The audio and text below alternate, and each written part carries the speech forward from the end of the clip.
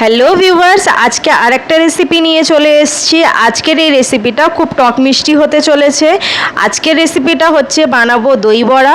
তো দই বড়া কীভাবে বানাবো সেটাই তোমাদেরকে চলো চটপট করে দেখিয়ে ফেলি। দই বড়া বানানোর জন্য আমার যে জিনিসটা সবার প্রথমে লাগবে সেইটা হলো বিউলির ডাল।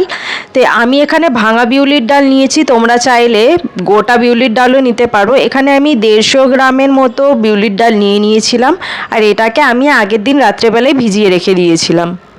ডালটাকে খুব ভালো করে ধুয়ে নেবার পরে এটাকে আমি মিক্সিতে দিয়ে দিচ্ছি। এটাকে দিয়ে খুব ভালোভাবে এর পেস্টটাকে করে নেব।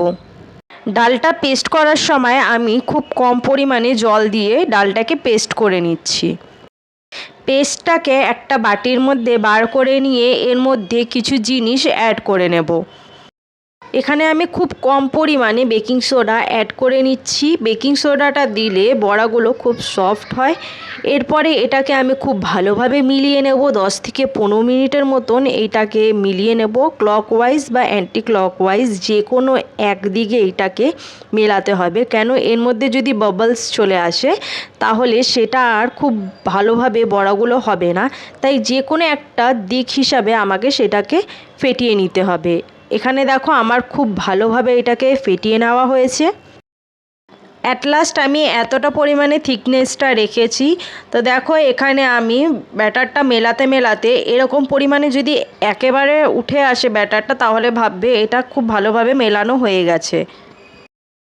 ব্যাটারটা মিলিয়ে আমি 10 থেকে 15 মিনিটের মতো ছেড়ে দিয়েছিলাম। এখানে দেখো টেস্ট করার জন্য আমি একটা ড্রপ জলের মধ্যে ফেলেছি। ফেলতেই দেখো এটা ওপরের দিকে উঠে এসছে, তাহলে বড়াটা খুব সফট হবে, এটা দেখেই বুঝতে পারবে। এরপরে আমি এখানে গ্যাসটাকে অন করে নিচ্ছি। এরপরে এর মধ্যে দিয়ে দেব রিফাইন তেল। এরপর হাতের মধ্যে সামান্য পরিমাণে জল নিয়ে ব্যাটারটা যে তৈরি করেছি হাতের মধ্যে গোল করে রেখে নিয়ে তার চারপাশটাকে গোল করে নিতে হবে, তাহলেই ব্যাস রেডি হয়ে যাবে তোমার বড়াটা। যেহেতু আমি এখানে দই বড়ারই শেপ দিচ্ছি তাই আমি এরকমভাবে শেপ দিয়ে নিয়েছি। তোমরা যদি এরকম না করতে পারো তাহলে অবশ্যই তোমরা বড়ার মতো করে নিতে পারো। এখানে তেলটা খুব ভালোভাবে গরম হয়ে গেছে। তো দেখো হাতটাকে ঝাঁকিয়ে আমি বড়াটাকে তেলের মধ্যে দিয়ে দিচ্ছি। এই কাজটা খুব রিস্কি, একটু তোমরা যদি পারো খুব ভালোভাবে করো, কারণ না হলে তেল ছিটতে পারে। তো যাই হোক, এরকমভাবে দেখো আমি খুব লাইটভাবে একটা বড়া আমি তোমাদেরকে ভেজে দেখিয়ে দিচ্ছি। এরপরে প্রতিটা বড়া আমি এরকম করেই ভেজে তুলে নেব।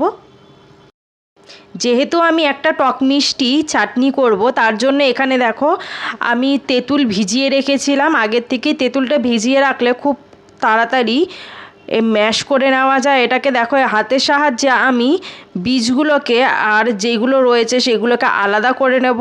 এটাকে খুব ভালোভাবে মিশিয়ে নেওয়ার পরে একটা চা ছাঁকনির সাহায্যে, তোমরা চাইলে কাপড়ের সাহায্যেও এটাকে ছেঁকে জলটাকে বার করে নিতে পারো, যাতে এর মধ্যে কোনো বীজ বা দানা না থাকে। এবার দেখো এই রসটার মধ্যে আর কোনো বীজ বা দানা নেই। আবারও আমি গ্যাসটাকে জ্বেলে নিয়ে এই রসটাকে কড়াইয়ের মধ্যে দিয়ে 2 থেকে 3 মিনিটের মতো নাড়াচাড়া করে নেব। যেহেতু আমার এর মধ্যে জল দেওয়া রয়েছে তাই একটুখানি থিকনেস নিয়ে আসার জন্য আমি আগেই 2 থেকে 3 মিনিটের মতো রসটাকে ফুটিয়ে নেব। 2 থেকে 3 মিনিটের মতো রসটা ফুটে যাওয়ার পর এর মধ্যে আমি দিয়ে দেব হচ্ছে চিনি। যেহেতু তোমাদেরকে আগেই বলেছি টক মিষ্টি হবে, তো এখানে আমি 12 থেকে 14 চামচের মতো আমি এখানে দিয়ে দিচ্ছি চিনি। তোমরা তোমাদের পরিমাণ মতো চিনিটাকে দিয়ে দেবে। দিয়ে আবারও একটুখানি নাড়াচাড়া করে নিয়ে কিছুক্ষণ পরে এটাকে নামিয়ে নেব। দই তৈরি করে নেওয়ার জন্য আমি এখানে নিয়েছি হচ্ছে 1 লিটারের মতো দুধটাকে খুব ভালোভাবে জাল করে নিয়ে দুধটাকে ঠান্ডা করতে রাখবো। যখন দেখব দুধটা খুব সামান্য পরিমাণে গরম থাকবে, তখন আমি আগের থেকেই বাজার থেকে দই নিয়ে এসে রেখেছিলাম, সেই দইটাকে ওর দুধের মধ্যে দিয়ে বেশি নাড়াচাড়া না করে এক জায়গায় রেখে দেবো সারা রাত্রের জন্য। তাহলেই পরের দিন সকালবেলা উঠে দেখবে দইটা খুব ভালোভাবে জমে গেছে। এবার এটাকে ঢাকা দিয়ে রেখে দেব।